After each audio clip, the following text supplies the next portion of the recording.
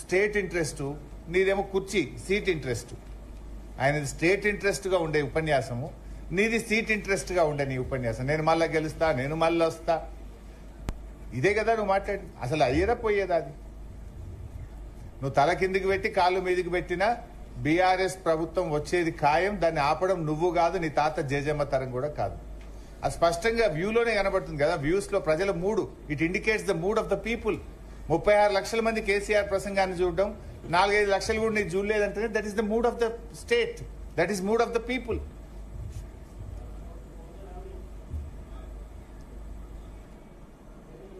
Congress party గెలుచుడు అది కళ్ళ మాట గాని కనీసం డిపాజిట్ అన్న దక్కుతాయి. చిల్లర మాటలు బంద్ చేసి, ఆ ఫ్రస్ట్రేషన్ బంద్ చేసి, వారు అనేక విషయాలను రాష్ట్రాన్ని దృష్టిలో పెట్టుకొని మాట్లాడేది. వాటిని ఒక బాధ్యత కలిగిన ప్రతిపక్ష నాయకుడిగా ఆయన చెప్పిన మాటలను పరిగణలోకి తీసుకుంటే కనీసం మీకు ఇన్ని డిపాజిట్లు అన్న దక్కుతాయి. నిన్న మధ్యాహ్నం దాకా కూడా మీరు చూసింది ఇంకో డ్రామా నడిపింది రేవంత్ రెడ్డి గారు. నేను ఢిల్లీకి పోతే సీఎంఓ నుంచి లీకులు ఇచ్చుడు, మీడియా వాళ్ళకి చెప్పి బ్రేకింగ్లు పెట్టించుడు. అంటే నీకు విషయం ఉన్నోడు ఈ పని చేయడు, విషయం లేనోళ్ళే ఈ చిల్లర పనులకు దిగుతుంటారు. నేను మా పార్టీ అధినేత గౌరవనీయులు కేసీఆర్ గారి సూచన మేరకు, వారి చెప్పిన పని కోసం రవిచంద్ర ఎంపీ గారు, నేను, వినోద్ కుమార్ గారు, మేము ముగ్గురం ఢిల్లీకి పోయినాం. దట్స్ ఓపెన్ గా శంషాబాద్ ఎయిర్పోర్ట్ నుంచే పోయినాం ఢిల్లీకి. దాంట్లో పెద్ద సీక్రెట్ లేదు, అంతకంటే రహస్యము లేదు. సరే, కాళేశ్వరం సంబంధించిన కేసు రేపు జడ్జిమెంట్ ఉంది. సహజంగానే ధర్మం మీద, న్యాయం మీద మాకు నమ్మకం ఉంది. డెఫినెట్ గా మేము గెలుస్తామనేటువంటి విశ్వాసం మాకుంది. సరే, గెలిస్తే రాష్ట్ర ప్రభుత్వం సుప్రీంకోర్టుకు పోతే మేము కేవిట్ వేసుకోవాలి. పొరపాటున మేము గెలవలేదు, మేము సుప్రీంకోర్టులో ఫైల్ చేసుకోవాలి. దానికి కూడా సీనియర్ న్యాయవాదులు ఎంగేజ్ చేసుకోవాలి. ఒక రాజకీయ పార్టీగా నీ కుట్రలు, నీ అక్రమ కేసులను డెఫినెట్ గా ఎదుర్కోవడానికి న్యాయ వ్యవస్థలో మాకుండే అవకాశాలని మేము చేసుకుంటాం. అదేవిధంగా మీ రాహుల్ గాంధీ ఏమో రాజ్యాంగాన్ని చేతిలో పట్టుకొని నేనే రాజ్యాంగ పరిరక్షణ లెక్క ఆయన పోజులు ఇస్తాడు. నువ్వేమో రాజ్యాంగ భక్షకుడివి, బీఆర్ఎస్ ఎమ్మెల్యేలను లాక్కుంటివి. ఆ కేసు కూడా మే 6వ తేదీన హైకోర్టులో రాబోతా ఉంది. సో దానికి కూడా సీనియర్ న్యాయవాదులను ఎంగేజ్ చేసి తప్పకుండా అక్కడ బీఆర్ఎస్ గెలిచే విధంగా, ఇప్పటికే సుప్రీంకోర్టు మొటికేయాలు వేసింది. సరే, అది ఎంత దుర్మార్గంగా ఉందంటే, కాంగ్రెస్ పార్టీ బీఫామ్ మీద ఎంపీగా పోటీ చేసి నేను ఇంకా బీఆర్ఎస్ లే ఉన్నా అనే ఎమ్మెల్యే చెప్పడం ఒక నేరం అయితే, ఇంకా స్పీకర్ గారు అయితే లేలే ఆయన బీఆర్ఎస్ లే ఉండడానికి స్పీకర్ తీర్పు ఇవ్వడం ఇంకా ఘోరం. సరే, వీటన్నిటి సంగతి కూడా రేపు న్యాయస్థానాల్లో తప్పకుండా మేము గెలుస్తాం, మాకు నమ్మకం ఉంది. దానికి సంబంధించి కూడా సీనియర్ న్యాయవాదులను ఎంగేజ్ చేసి ఫర్దర్ గా కేసు పర్సుయేషన్ కోసం కూడా మాట్లాడడానికి వెళ్ళాం.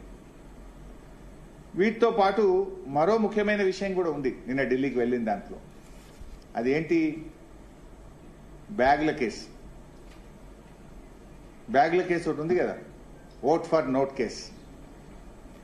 ఆ కేసు కూడా రేపు సుప్రీంకోర్టులో మధ్యాహ్నం 3:30కు వస్తుంది. రేపు మధ్యాహ్నం 3:30కు రేవంత్ రెడ్డి పట్టపగలు 50 లక్షల నగదుతో బ్యాగులతో దొరికిన కేసు రేపు మధ్యాహ్నం 3:30కు సుప్రీంకోర్టులో వస్తుంది. సో ఈ ఓటుకు నోటు దొంగ భరతం పట్టడానికి కూడా నిన్న ఢిల్లీలో న్యాయవాదులతో మాట్లాడడానికి వెళ్ళాం.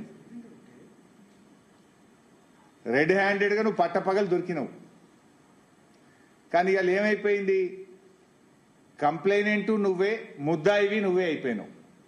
దురదృష్టవశాత్తు నువ్వు రాష్ట్రానికి హోంమంత్రివి నువ్వే, ముఖ్యమంత్రివి నువ్వే.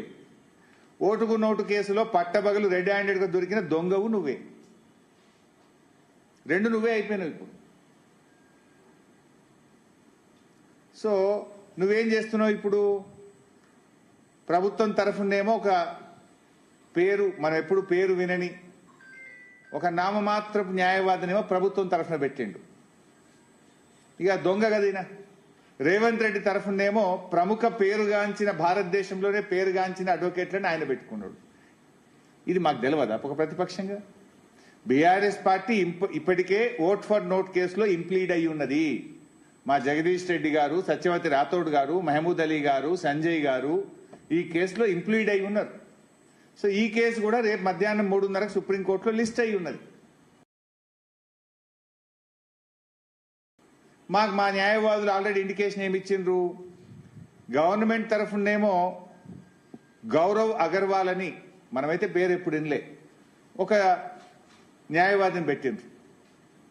కానీ అదే రేవంత్ రెడ్డి తరఫున, అంటే ఎవరు, ఓటుకు నోటు కేసులో బ్యాగులతో పట్టబగలు దొరికిన ముద్దాయి తరఫున ఎవరిని పెట్టిండ్రు, ముకుల్ రోహిత్గిని, సిద్ధార్థ్ లూత్రా అనే అడ్వకేట్లను పెట్టిండ్రు.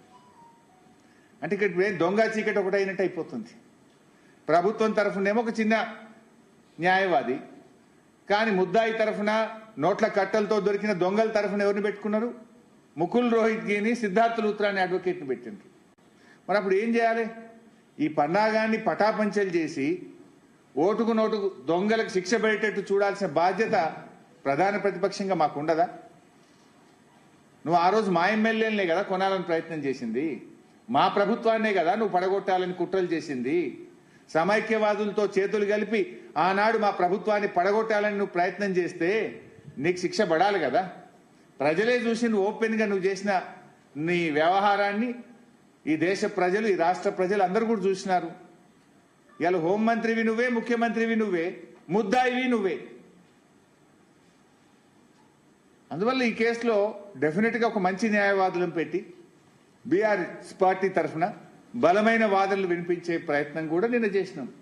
మేము లీగల్ ఎక్స్పర్ట్స్ని కలవడానికి, సీనియర్ అడ్వకేట్స్ని కలవడానికి వెళ్ళాం.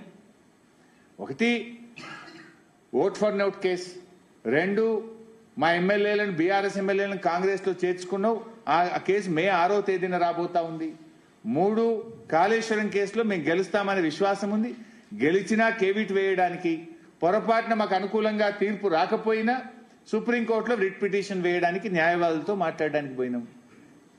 ఇది పార్టీగా మా నాయకుడు ఆదేశించిండు. నాయకుడు ఆదేశం ప్రకారం మేము ముగ్గురం, మా వినోద్ కుమార్ గారు సీనియర్ న్యాయవాది, పార్లమెంట్ సభ్యులు రవిచంద్ర గారు కలిసి వెళ్ళి అక్కడ న్యాయవాదులతో మాట్లాడినాం.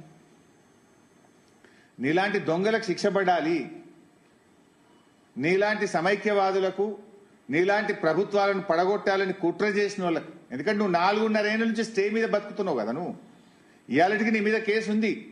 ఆ స్టే మీదనే నువ్వు ఈరోజు ఆ కేసు విచారణ జరగకుండా 4.5 సంవత్సరాల నుంచి స్టే మీద నువ్వు ఇవాళ ముఖ్యమంత్రిగా ఉన్నావు. ఒకసారి స్టే వెకటైందంటే నీ కుర్చీకే ముప్పు.